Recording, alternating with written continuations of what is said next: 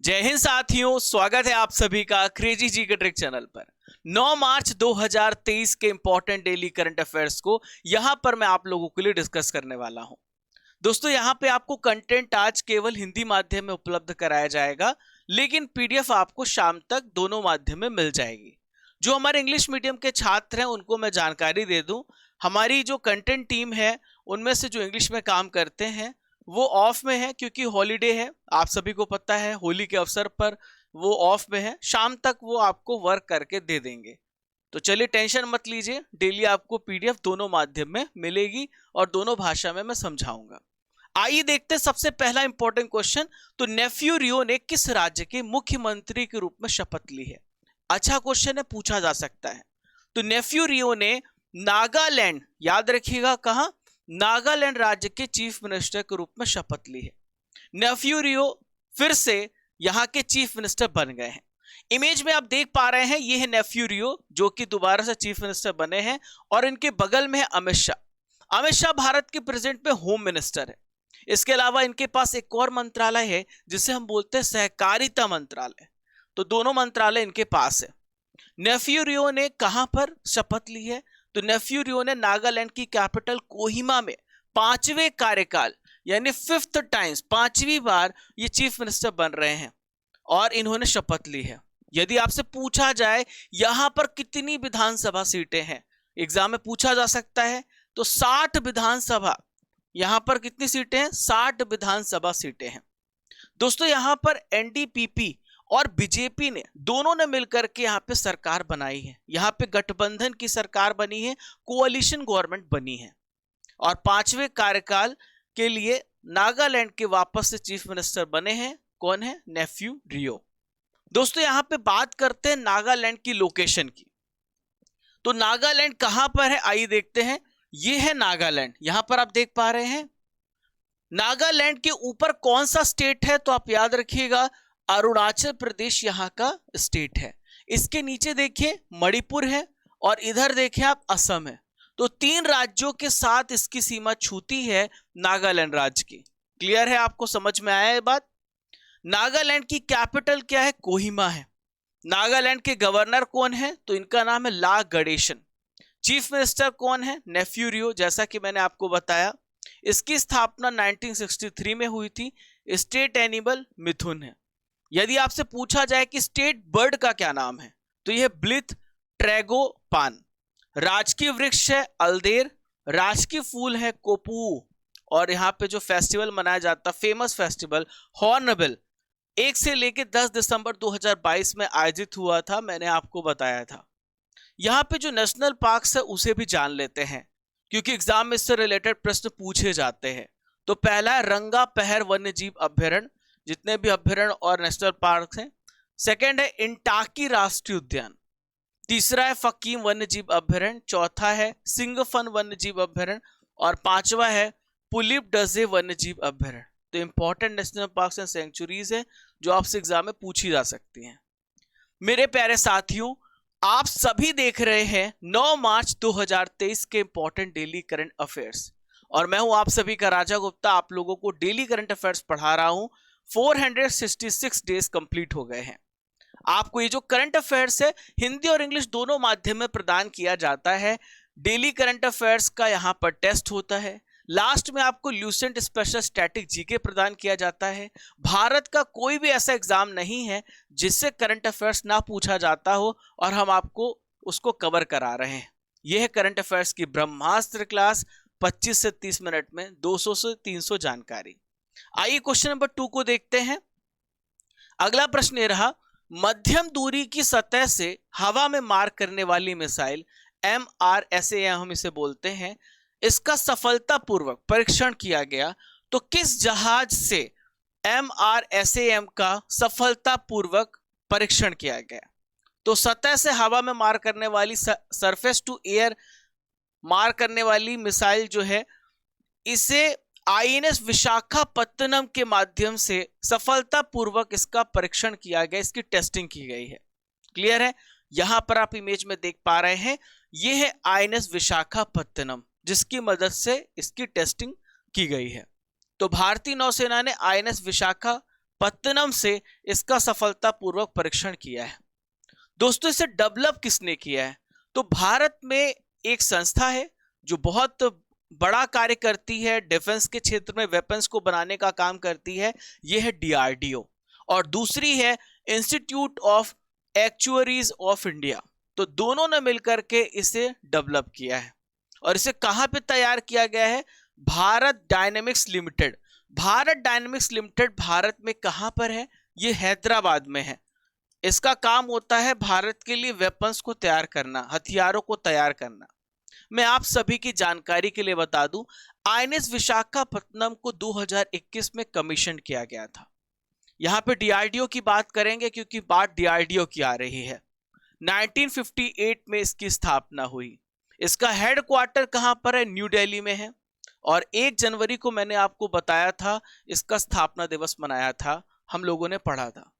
DRDO का काम होता है भारत के लिए हथियार प्रणालियों को डेवलप करना। जितने भी एडवांस्ड यहां पर वेपन्स बनाए जा सकते हैं, डीआरडीओ उसे डेवलप करता है। प्रेजेंट में इसके अध्यक्ष हैं समीर वी कामत। आइए देखते हैं question number 3, very very important. अभी हाल ही में 8वां राष्ट्रीय फोटोग्राफी पुरस्कार समारोह आयोजित किया गया। इसमें लाइफ टाइम अचीवमेंट पुरस्कार से किसे सम्मानित किया गया है? तो याद रखिएगा, ये नाम है शिप्रा दास। किसे सम्मानित किया गया है? शिप्रा दास को सम्मानित किया गया है। यहां पर आप इमेज में देख पा रहे हैं, ये है शिप्रा दास जिन्हें सम्मानित किया गया है। तो यहां पर 13 फोटोग्राफर को न्यू दिल्ली में विभिन्न श्रेणियों में राष्ट्रीय फोटोग्राफी पुरस्कार प्रदान किया गया है। वरिष्ठ यानी सीनियर फोटो पत्रकार हैं शिप्रा दास को लाइफ टाइम अचीवमेंट पुरस्कार से सम्मानित किया गया है। क्लियर है दोस्तों? और इन्हें नगद राशि प्रदान की गई 3 लाख रुपए।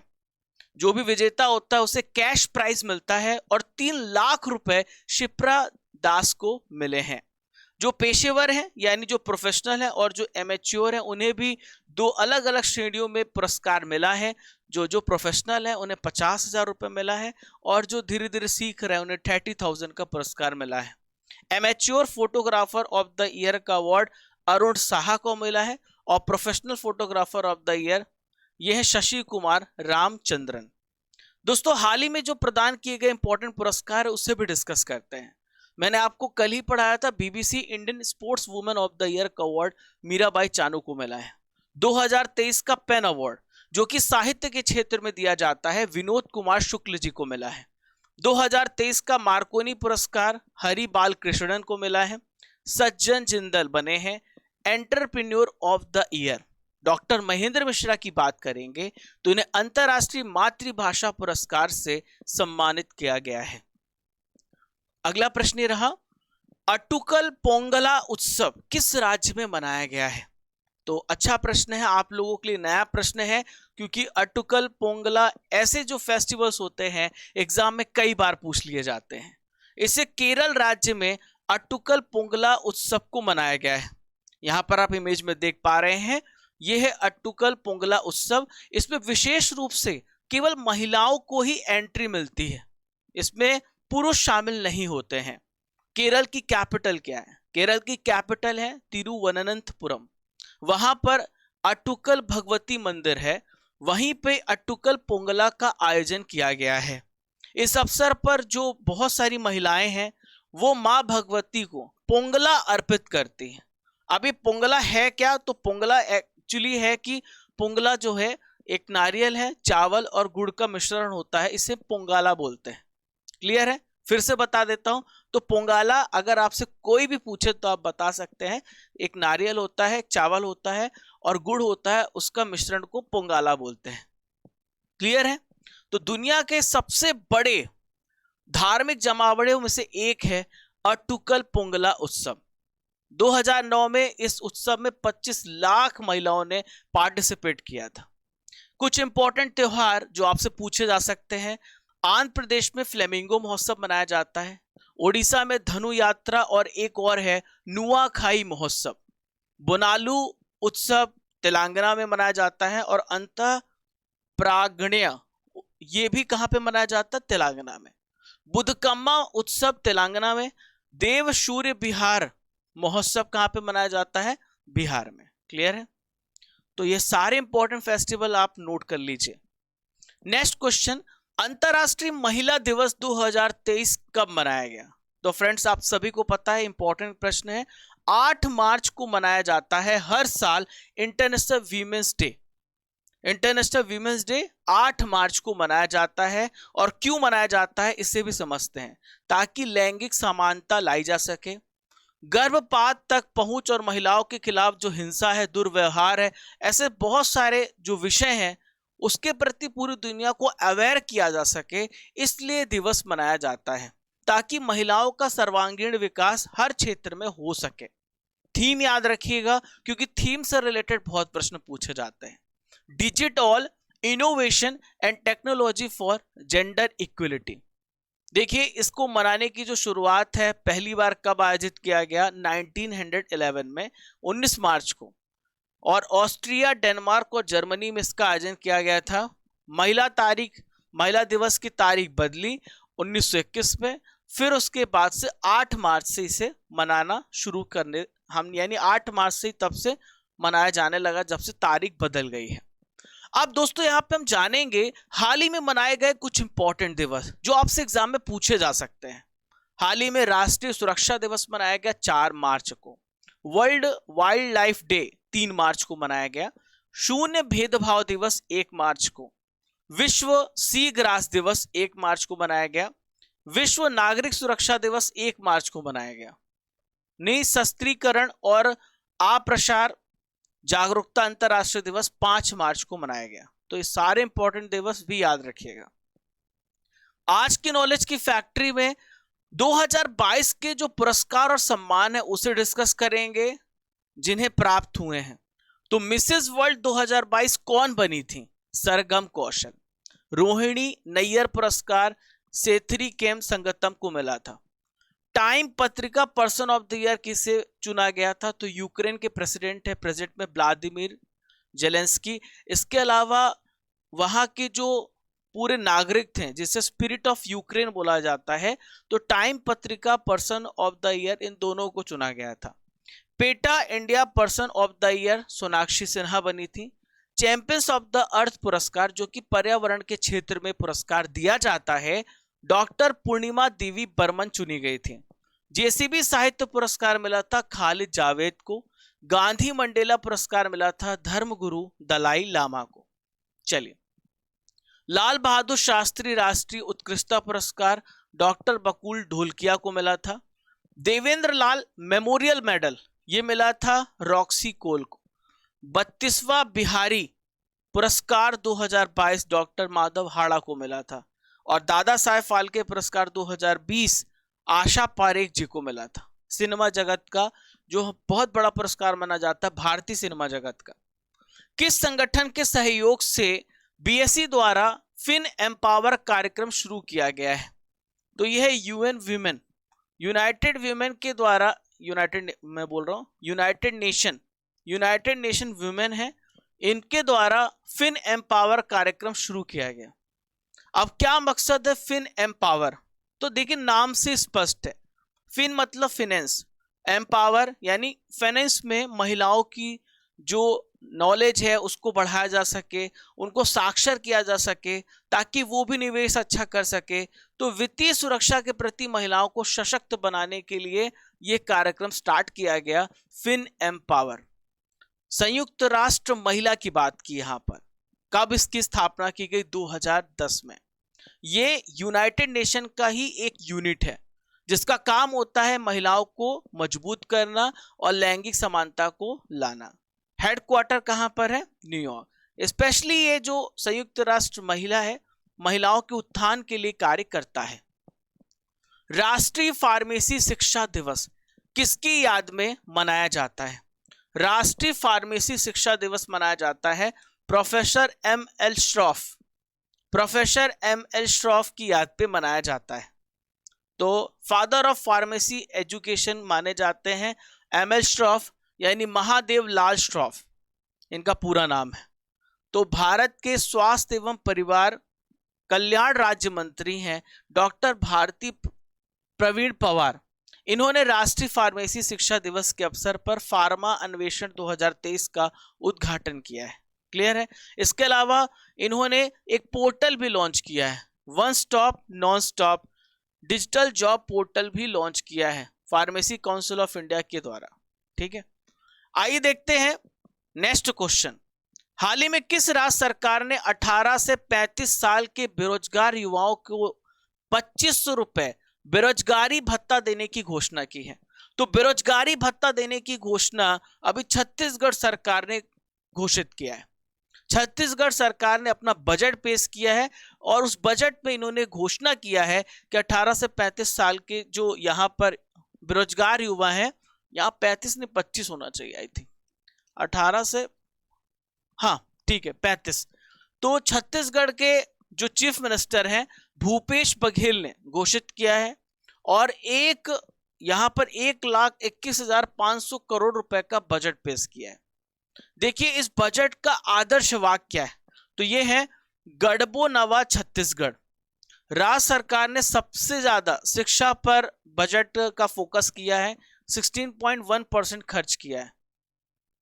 सरकार ने बेरोजगार युवाओं के कल्याण के लिए नवीन योजना 25 करोड़ रुपए आवंटित किए हैं। राज्य सरकार ने बेरोजगार युवाओं को 2500 रुपए प्रति माह भत्ता देने की घोषणा की है। क्लियर है दोस्तों। इसके अलावा सामाजिक सुरक्षा पेंशन योजना के तहत बुजुर्ग, विधवाओं और विशेष रूप से विकलांगों के लिए पेंशन जो है बढ़ा दी गई है, 300 से 500 रुपए कर दी गई है। सरकार ने राजीव गांधी किसान न्याय योजना के तहत यहां पर 6800 रुपए आवंटित किए हैं और यह है मुख्यमंत्री कन्या विवाह योजना। इसके तहत 2500 रुपए से इसे 50,000 रुपए बढ़ा दिया गया है। जैसी योजना एमपी में भी चलती है, बहुत सारे राज्यों में चलती है, छत्तीसगढ़ में भी चलती है। तो पहले 25,000 रुपए खर्च किए जाते थे, अब 50,000 रुपए तक इसको बढ़ा दिया गया है। इसके अलावा सरकार ने निवेश प्रोत्साहन के लिए 26 करोड़ रुपए आवंटित किए हैं। तो ये सारी जो इंपॉर्टेंट योजनाएं हैं और बजट में जो पेश की गई हैं मैं आपको बताता चल रहा हूं। ठीक है, नेक्स्ट क्वेश्चन, मिशन हर पेमेंट डिजिटल किसके द्वारा शुरू किया गया है? तो हर पेमेंट डिजिटल को शुरू किया गया है भारतीय रिजर्व बैंक के द्वारा। रिजर्व बैंक ऑफ इंडिया ने हर पेमेंट डिजिटल इसको स्टार्ट किया है, इस मिशन को स्टार्ट किया है। इसका मकसद है कि हर व्यक्ति को यानी डिजिटल फॉर्मेट में, डिजिटल मीडियम में आ जाना चाहिए। जो छूट गए हैं, जो गैर उपयोग करता है, जो अभी डिजिटल भुगतान नहीं करते हैं, उन सबको डिजिटल भुगतान की उपयोगकर्ता में बदलना है, ये इसका उद्देश्य है। तो विजन 2025 अवधि तक चलेगा ये जो विजन है हर पेमेंट डिजिटल मिशन। ये मिशन जो है 2025 तक की अवधि तक चलेगा और इसका लक्ष्य है सभी लोगों को डिजिटल फॉर्मेट में भुगतान करें, अवेयर करना। विजन 2025 की थीम क्या है? E payments for everyone, everywhere and every time. आज का आखिरी प्रश्न है, किस शहर में सुशासन सम्मेलन आयोजित किया जा रहा है? तो किस शहर में सुशासन सम्मेलन आयोजित किया गया? तो यह है भोपाल। भोपाल में सुशासन सम्मेलन आयोजित किया जा रहा है। तो भारत के जो यहां पर कार्मिक, लोक शिकायत और पेंशन राज्य मंत्री हैं, इनका नाम है डॉक्टर जितेंद्र सिंह। इन्होंने इस सम्मेलन का उद्घाटन किया भोपाल, मध्य प्रदेश में। दोस्तों इसका मकसद क्या है कि इस सम्मेलन को क्यों लाया गया है? डिफरेंट टाइप्स के एडमिनिस्ट्रेटिव रिफॉर्म के माध्यम से सरकार और नागरिक के आपस में इसको करीब लाना है। ठीक है, ताकि प्रॉब्लम्स को अच्छी तरीके से सॉल्व किया जा सके। अभी हाल ही में मध्य प्रदेश में लाडली बहना योजना स्टार्ट हुआ है।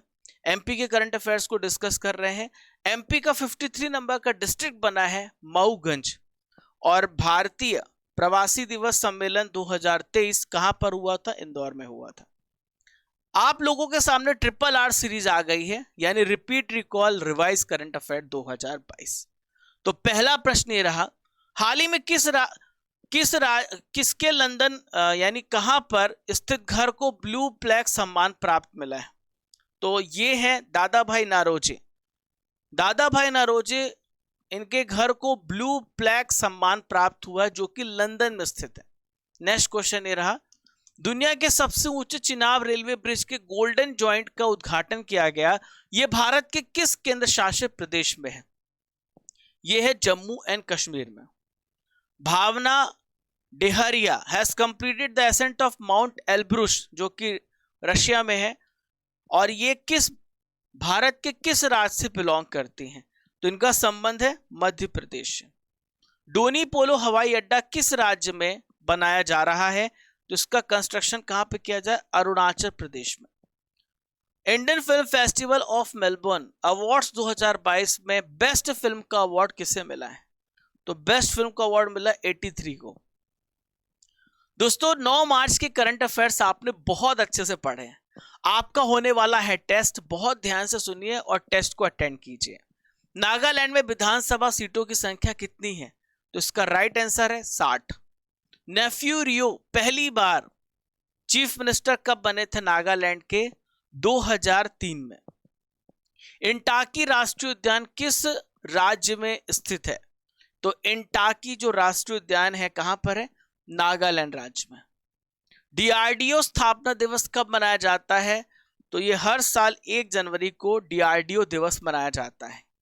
BBC Indian sports women of the year 2022 किसे प्राप्त हुआ? तो ये जो अवार्ड दिया गया मीराबाई चानू को दिया गया, वेट लिफ्टर है ये।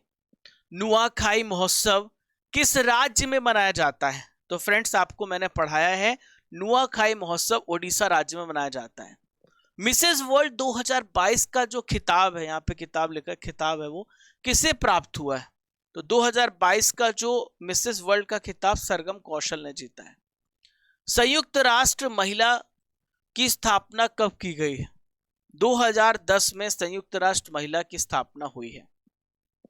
दोस्तों 8 मार्च के करंट अफेयर्स का हम रिवीजन करने वाले हैं। जो भी करंट अफेयर्स कल आपने पढ़ा था उसका भी होगा टेस्ट, उसका भी होगा रिवीजन। आइए देखते हैं पहला प्रश्न। किस राज्य सरकार ने इलेक्ट्रिक वाहनों पर रोड टैक्स और रजिस्ट्रेशन फीस में छूट की घोषणा की है? तो यूपी ने, उत्तर प्रदेश सरकार ने। हाल ही में किसके द्वारा हाई सी ट्रीटी पर हस्ताक्षर किए गए? हाई सी ट्रीटी पर संयुक्त राष्ट्र ने हस्ताक्षर किए हैं। फ्रिंजेक्स 2023 ये संयुक्त सैन्य अभ्यास भारत और फ्रांस के बीच में होता है, तो ये शुरू कहां पर हुआ है? तो ये तिरुवनंतपुरम में शुरू हुआ है। एसीआई एएसक्यू अवार्ड्स 2022 के अनुसार किस हवाई अड्डे को सर्वश्रेष्ठ हवाई अड्डे का दर्जा दिया गया है? तो यह है तिरुचिरापल्ली अंतरराष्ट्रीय हवाई अड्डा। 8 मार्च को अखिल भारतीय महिला लोक कला सम्मेलन कहां पर आयोजित किया गया? मुंबई में। कहां पर? मुंबई में। सेवलॉन इंडिया ने किस खिलाड़ी को दुनिया का पहला हैंड एम्बेसडर नॉमिनेट किया है? तो हैंड एम्बेसडर सचिन तेंदुलकर को नॉमिनेट किया गया है। नए लेखा महानियंत्रक के रूप में किसने कार्यभार को संभाला है? तो यह है S Dubey. India struggle for independence Gandhian era, इस पुस्तक के लेखक कौन है? तो इस पुस्तक के लेखक है पी ज्योति मणि। वाड़ी वरोरा हाईवे पर दुनिया का पहला बैम्बू क्रैश बैरियर लगाया गया, इसकी लंबाई कितनी है? तो 200 मीटर लंबा है। आज का सवाल है दोस्तों, नेफ्यू रियो किस राज्य के चीफ मिनिस्टर के रूप में इन्होंने शपथ ली है? आपको इसका उत्तर कमेंट बॉक्स पे देना है। पहचानो कौन सीरीज में जरा देखें आप, कल का जो इमेज दिया गया था तो आपने यहां पर इमेज बताया है। तो मोक्षगुंडम विश्वेश्वरैया ये महान अभियंता है, इंजीनियर है, राजनयिक थे, और इनके बारे में इन्होंने सलोनी जसवाल ने लिखा है, आप देख सकते हैं। इसके अलावा बॉबी देवराकोंडा इन्होंने भी लिखा है, इनके बारे में आप स्क्रीनशॉट लेकर के पढ़ सकते हैं। चले आगे चलें। ओके, तो पहचानो कौन सीरीज में आपको बताना है ये इमेज किनकी है, इनके बारे में आपको 4 से 5 लाइन लिखनी है, ठीक है। आज का लूसिड स्टैटिक जीके का पिटारा खुल गया है और आज हम भारत में सबसे बड़े, लंबे और ऊंचे को पढ़ने वाले हैं। तो आपको मैं विविध पढ़ा रहा हूं, अभी लूसेंट का जब पूरा विविध खत्म हो जाएगा फिर हम नेक्स्ट विषय में चलेंगे, हर विषय को कवर करा देंगे, आप चिंता छोड़ दीजिए। अब सबसे लंबा सड़क पुल, तो सबसे लंबा जो सड़क पुल है वो है महात्मा गांधी सेतु पटना में। सबसे बड़ा पशुओं का मेला कहां पर लगता है? बिहार में। बिहार में सोनपुर में। सबसे ऊंची जो मीनार है, भारत की बात कर रहे हैं, कुतुब मीनार है, दिल्ली में है। सबसे बड़ा जो लेक है अगर आपसे पूछा जाए तो आप बताएं, वो है वुलर झील, जम्मू एंड कश्मीर में। सबसे ऊंचा ग्रेविटी वाला जो डैम है वो है भाखड़ा बांध, पंजाब में, किस नदी पर? सतलज। सबसे बड़ा डेजर्ट कौन सा है भारत में? वो है थार, कहां पर है? राजस्थान में। सबसे बड़ा गुफा मंदिर कैलाश मंदिर है। सबसे बड़ा चिड़ियाघर कहां पर है? ये जूलॉजिकल गार्डन कोलकाता में। सबसे बड़ी मस्जिद भारत की जामा मस्जिद है जो कि दिल्ली में है। और भारत की सबसे ऊंची चोटी गॉडविन ऑस्टिन केटू है।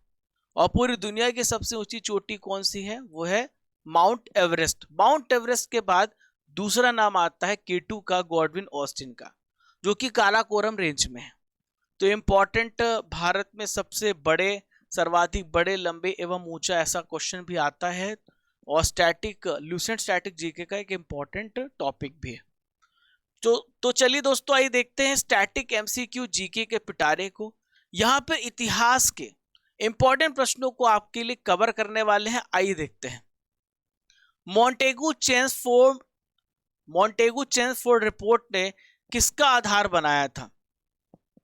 तो ये बनाया था भारत सरकार अधिनियम 1919 का। इनमें से किसने 1802 में ब्रिटिश ईस्ट इंडिया कंपनी के साथ बेसिन की संधि पर हस्ताक्षर किए थे? दोस्तों, इसमें मराठाओं को तोड़ा गया था, मराठाओं को विभाजित कर दिया गया था, मराठाओं को कमजोर किया गया था इस बेसिन की संधि में, और बाजीराव द्वितीय ने इस संधि पर हस्ताक्षर किए थे। सिंधु घाटी सभ्यता के किस स्थल से प्रोटोशिप मुहर मिली है? तो ये कहां पर मिली है? मोहनजोदड़ो में। इनमें से किस आर्टिकल को संविधान सभा के द्वारा महात्मा गांधी की जय के नारों के साथ अपनाया गया है? यानी कौन सा ऐसा आर्टिकल है महात्मा गांधी की जय नारा लगाया गया उसके बाद अपनाया गया है? आर्टिकल 17। कल का होमवर्क लिख लीजिए। कल हम जनवरी नहीं, आप लिखिए 2022 के कंप्लीट पूरे साल के करंट अफेयर्स का 25 क्वेश्चन का टेस्ट लेने वाले हैं, तो आप तैयार रहिएगा। इसमें से किसने बंगाली भाषा के माध्यम से शिक्षा प्रदान करने के अपने उद्देश्यों में एक स्वदेशी समाज की स्थापना की थी? तो यह है रविंद्रनाथ टैगोर जी। पूर्वी भारत में कंपनी का पहला कारखाना, यानी जो कंपनी थी पूर्वी भारत में, मैं पूछ रहा हूं, तो पूर्वी भारत में सबसे पहला कारखाना कहां पर स्थापित किया था? तो ये था हरिहरपुर ओडिशा में है। कहां पर है? ओडिशा में। प्रेसिडेंसी निगमों, वाणिज्य मंडलों, विश्वविद्यालयों और जमींदारों के अलग अलग प्रतिनिधित्व के लिए कौन सा अधिनियम प्रदान किया गया? तो ये था जिसमें अलग अलग लोगों को प्रतिनिधित्व दिया गया था, भारतीय परिषद अधिनियम 1909। इनमें से कौन क्रिप्स मिशन और कैबिनेट मिशन दोनों के साथ महत्वपूर्ण वार्ता के दौरान भारतीय राष्ट्रीय कांग्रेस के अध्यक्ष थे? तो ये थे अबुल कलाम आजाद। दोस्तों, ये हो गया आपका इतिहास के महत्वपूर्ण एमसीक्यू जीके का पिटारा। हमने इसे भी खत्म कर लिया। और आज की जो पीडीएफ है हिंदी और इंग्लिश दोनों माध्यम में जो आपको मिलेगी, वो हमारे क्रेजी जीके ट्रिक एप्लीकेशन पर मिलेगी। इसके अलावा हमारे टेलीग्राम चैनल पर भी मिलेगी। मैंने 7 और 8 मार्च के करंट अफेयर्स खुद अपलोड कर दी है ताकि आपको कोई परेशानी ना हो। सुबह ही अपलोड की है। इसके अलावा दोस्तों, डेली करंट अफेयर्स की आप क्विज को अटेंड कर सकते हैं, जो डेली होता है सुबह 9 बजे, और शाम को आपको पीडीएफ मिल जाती है शाम को 5 बजे। हर दिन का पीडीएफ, हर दिन का क्विज आपको प्रॉपर फॉर्मेट में मिल जाएगा हमारे एप्लीकेशन पर। आप टेलीग्राम में जरूर ज्वाइन हो जाइएगा इंपॉर्टेंट अपडेट्स के लिए, इंपॉर्टेंट पीडीएफ के लिए। दोस्तों, अब चलने का समय हो गया है, इजाजत दीजिए। कल फिर सुबह 6 बजे मिलूंगा इसी जोश, इसी ऊर्जा के साथ। तब तक के लिए जय हिंद, जय भारत, खुश रहिए, मस्त रहिए।